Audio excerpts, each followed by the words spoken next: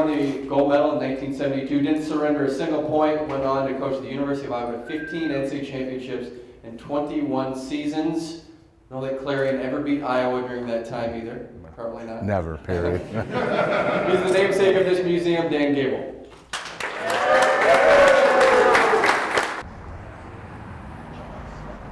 Yeah, I'm Dan Gable, and I look up here on the wall here on the outside, see my name again.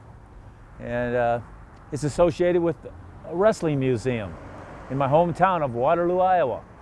It's actually a division of the National Wrestling Hall of Fame out of Stillwater. I never thought I'd be associated with Stillwater, Oklahoma, especially in my hometown, but wrestling sometimes has to become a team, and a team we are. And so for me to have my name and being honored in my hometown with a wrestling museum means, yeah, that museum is more than Dan Gable. That museum is about the sport of wrestling. Well, the Gable Museum is a foundation of what we do in this state in the sport of wrestling. And it promotes our youth and also preserves our history. I mean, we're not talking about just the state of Iowa, we're talking about the nation, we're talking about the world. That they know Iowa and they know Gable, and you know, the museum promotes everything that we stand for. So, you know, it's our foundation. You know, we want to keep wrestling in the forefront. We got to support the museum. The museum has done tremendous things for the Future Trojans Wrestling Club. They're giving kids opportunities, a safe place to practice, and at the same time we can educate them. We can give these kids tours, or they can have, you know, the motivations as far as to seeing how far they can reach into the sport. You know, wrestling necessarily isn't just, you know, 6 minutes of going hard. It's a lifestyle. It truly is. And, you know, hard work on the mat equals hard work, you know, in life. You know, you meet a wrestler, you shake his hands, you know that guy's a hard worker. So the instrumental part as far as the museum, it gives these kids opportunities just to see where they can be on a broader perspective. Oh, it's everything. You got to know your history of the sport of wrestling if you want to inspire the next generation of athletes and wrestlers, and they got to know who came before them and what kind of legacy, you know, is laid down for them, so they can achieve those same kind of things. Well, I think it's important for the community. I mean, what Coach Gable's been able to do for the, you know, his legacy and how it always ties back to, you know, his hometown of Waterloo. I think it's great that you have it there. I mean, you could have a lot of places. You could have it in Des Moines, you could have it in Iowa City, but the fact that the coach brings it back to his hometown is pretty significant. You're a member of the Allen and Gloria Rice Greco-Roman Hall of Champions. Why is it so important to have the National Wrestling Hall of Fame Dan Gable Museum and support it? Oh my gosh, the museum, first of all, it's one of the most killer museums, wrestling museums that there is, right? It's so well done and talks about all the history of wrestling throughout our whole lifetime of wrestling. It's a wonderful place, and we have to preserve our history in wrestling. We have to have a place where we can promote and celebrate our champions through the years, and I just think it's a great place for all wrestlers and non-wrestlers to go visit because it is so cool. Yeah, they know you're from Iowa. That's one of the first things people notice. It's a sport. It's a state that where wrestling is strong. And with that, the work ethic of the people in the state. We had a tremendous amount of feedback, positive feedback from the parents especially, because normally our kids, we can't afford camps. I mean, we try to go year-round, try to give them AdSense, so when the Gable Museum approached us as giving our kids the opportunity for something of this level, I mean, the kids jumped on it. They loved it. From the shoes to shirt to the different kind of workouts, the workout partners, the different aspects of, you know, running a practice, the kids just fed off it. And it showed.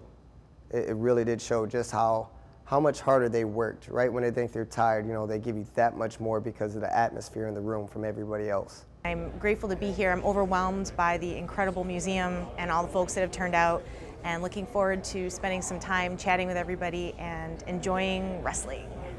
This is really history right now, because in the history of the sport of wrestling, only 10 men have won an NCAA wrestling championship, a world championship, and an Olympic championship, and we have two of those guys right here, so that deserves a round of applause.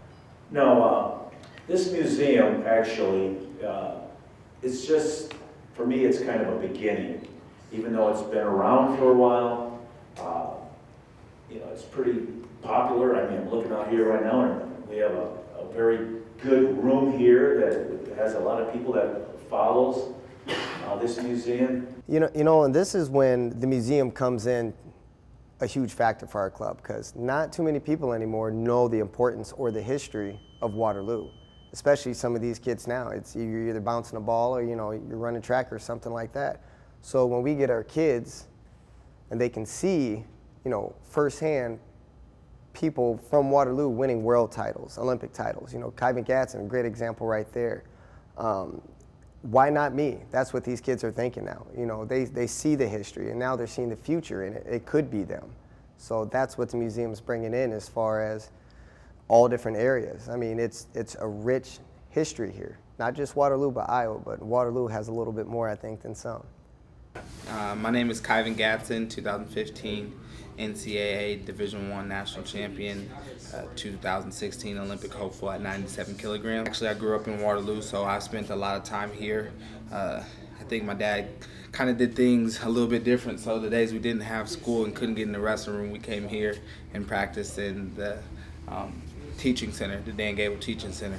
And I remember when there was a flood, I think in '08, my teammates and myself came down here and cleaned it up. Actually got some free stuff that was like minorly ruined. So the museum's been great. It's great for everybody to come see and know the the tradition, the history of wrestling, and you get a lot of valuable insight when you come here and just spend some time and look around. And it's a place that when I come back home, I usually end up coming here at least once. If not more than that. So Dan Gable Wrestling Museum has been awesome for me to have as a facility to use, and just somewhere I could come if I just want to go look at some history and look at wrestling. Because if you think about football and basketball players, they can just go online and find all the history they want. But this is a proud place for wrestlers. You know, having that legacy and having constantly reminding young people about the importance of that wrestling has had in our culture and our state is huge. I mean, the utopia is for me now, I'm looking at the state. Why can't we win each division? Why can't we win the Division I championship, the Division II championship, the Division III championship, the junior college, and the NAI? That's the utopia. And I think if any state ever has a chance to do that, and I'm talking about in the same year, and if any state has an opportunity to do that, we have the best chance to do that. My career doesn't mirror Dan Gable's. You know, I won a couple national titles, I won a world title with a gold medal, but I'm not Dan Gable. I can admit that. I'll be known as one of the all-time greats, but Dan Gable was the greatest wrestler that ever lived. He always will be.